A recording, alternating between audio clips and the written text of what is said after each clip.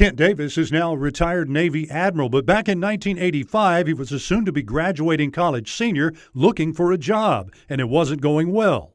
And one day I saw a poster in the career office for a Navy recruiter. And I thought, well, what the heck?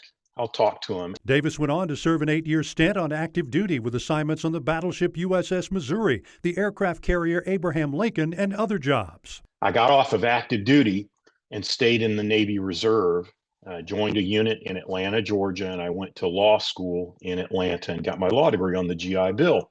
As he was finishing law school, the military came calling again, looking for recruits for the Judge Advocate General's Corps, or JAG, offering positions for military lawyers.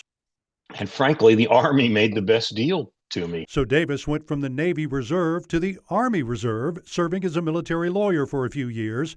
But just as he was joining a civilian law firm in Atlanta and making the decision to leave the military entirely, and 9/11 happened. And I felt like, gosh, I'm out of the fight.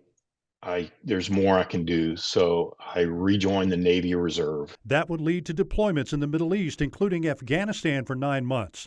Just as he was getting ready to leave the military again, Davis found out he was being promoted to admiral. His military career would span 30 years in 2 branches and led to him being considered as commissioner of the Alabama Department of Veterans Affairs.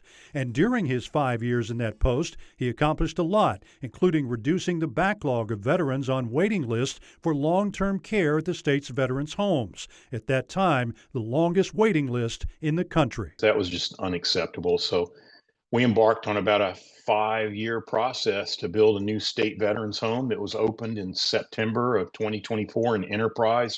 The department also managed to reopen 12 of 17 Veterans Services offices that had been shut down around the state over the previous decade.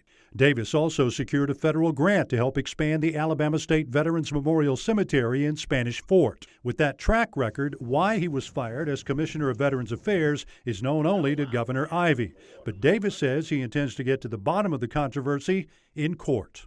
I obviously disagree with the governor's actions, and I think over 5 years we had accomplished a lot, and frankly, a lot of that has been stymied by the governor's actions. We're proud to recognize retired Admiral Kent Davis for serving those who serve. Bill Riles, WKRG News 5.